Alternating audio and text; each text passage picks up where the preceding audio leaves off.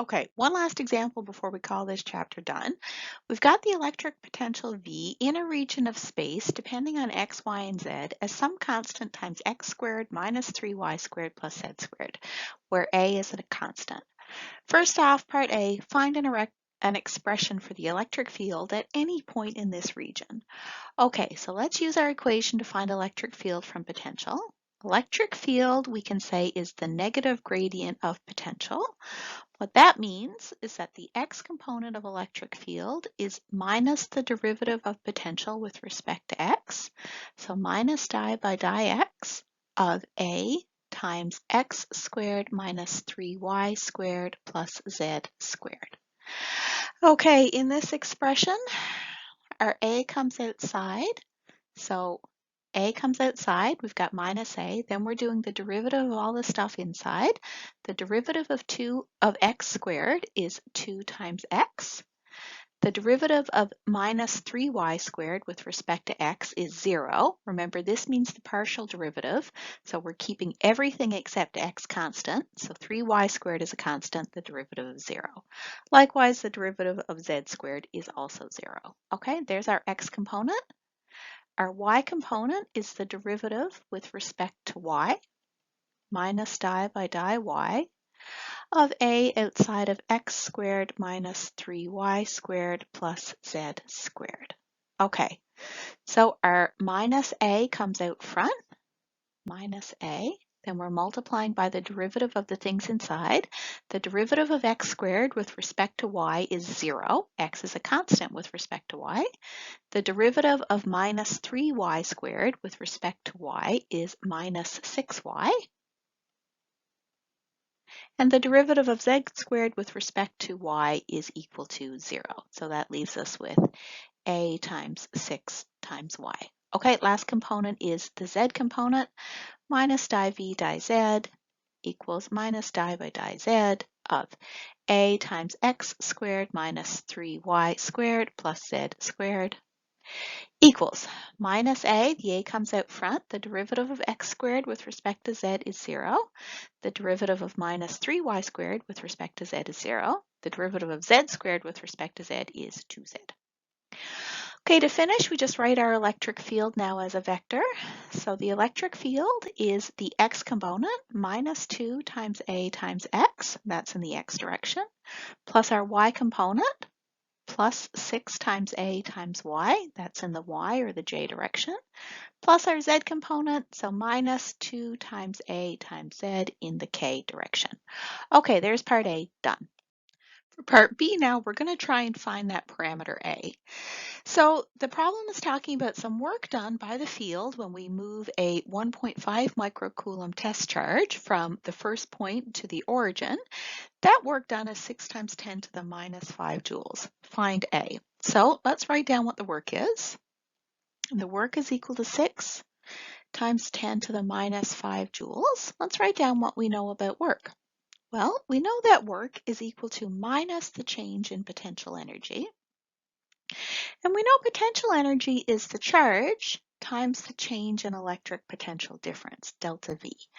Okay, so that's going to, why don't we go ahead and find a number for our delta V before we plug it in the equation actually. So delta V is equal to V final minus V initial. Our final point is at the origin, so that's V at 0, 0, 0 for x, y, and z. Subtract our initial, which is at 0, 0.25. So this is where it starts and it stops at the origin. So our V initial is V of 0, 0, 0.250 meters. Okay, all we have to do to get these values of V is plug in our corresponding values of x, y, and z in our equation for V.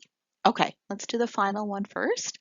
So we've got a times 0 squared minus 3 times 0 squared plus 0 squared.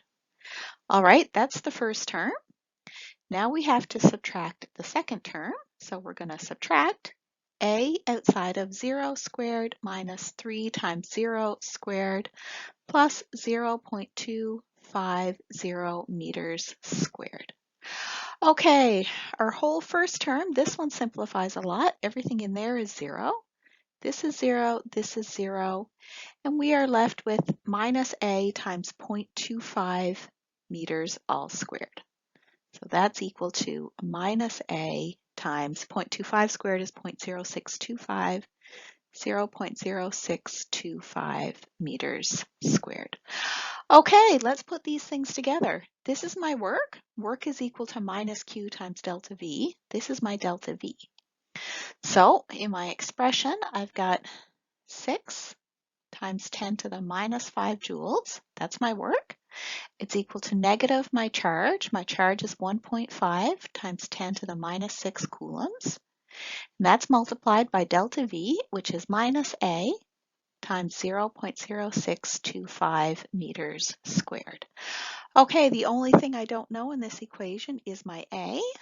So A is going to be 6.0 times 10 to the minus 5 joules divided by, here I've got a minus times a minus, so that's a positive, 1.5 times 10 to the minus 6 coulombs times 0.0625 meters squared gives me a value for my constant of 640 volts per meter squared.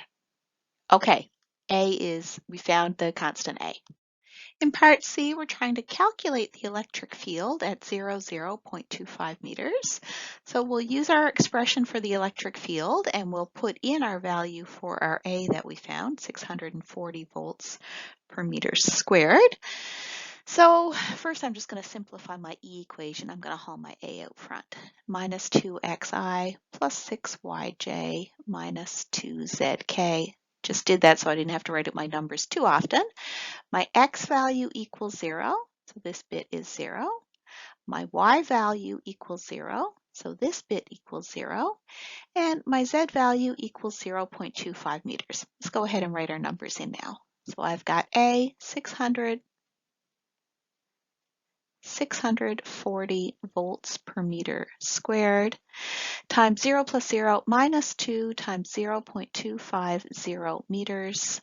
That's in the k direction, gives me electric field at that point equal to minus 320 volts per meter or newtons per coulomb. Part D here might be a twist of a question you've never been asked for, so that'll make it a little interesting to think about. Show that in every plane parallel to the XZ plane, the equipotential contours are circles. So let's try and get a visual on what this means. So here I've got an X, Y, Z coordinate system, and I shaded in what we mean by the XZ plane. So that's everything that's all in X and all in Z. For this specific plane, Y equals 0. So anywhere we're in the XZ plane, Y equals constant. Okay, that's the first thing we'll remember. That's true for any value of Y. On this slide, our Y is up a bit higher. So here Y is greater than 0. But Y is still equal to a constant. Okay, so what we know is if we're in the XZ plane, Y is constant. All right, next thing is, what does it mean that it's a circle? Well, a circle, I'm trying to draw a 3D circle here. This is a circle, and the expression for a circle, or the parameter for a circle, is that x squared plus z squared equals the radius squared. More specifically, x squared plus z squared equals a constant.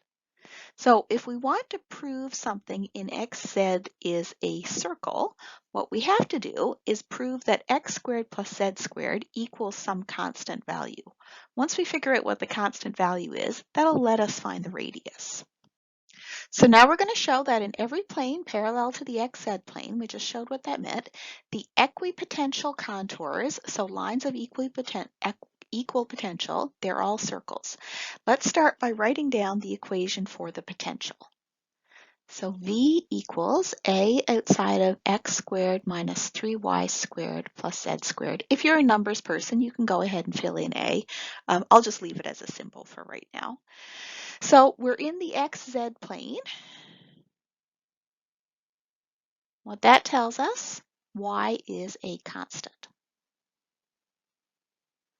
Okay, let's break up this equation for potential a little bit. This is equal to A times x squared minus 3 times y times 3y squared times A plus A times z squared. That's our potential. I'm going to take all of my constants over onto the left-hand side.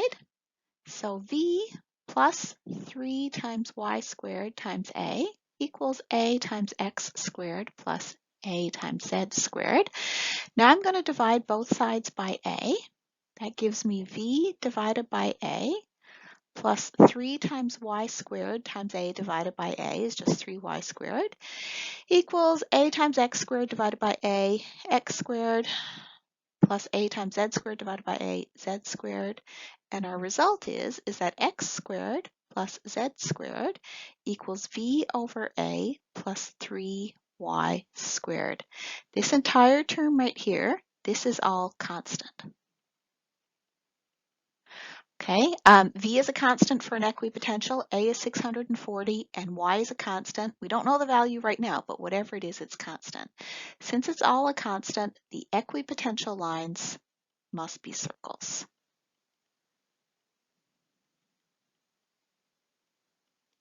Okay, next we'll do part E. So let's put everything together that we've talked about. What is the radius of the equipotential contour or the equipotential line corresponding to V equals 1280 volts and Y equals 2 meters? So let's remember that for circles, x squared plus z squared equals the radius squared. That's our equation for a circle. It's also equal to V divided by A plus 3 times y squared. That means our radius of any circle is the square root of V over A plus 3 times y squared. Now we just got to put our numbers in. So our potential V is 1280 volts. Our A parameter, 640 volts per meter squared, plus 3 times y squared, y is 2 meters. Pop all that through the calculator, and what you should get for your radius is 3.74 meters.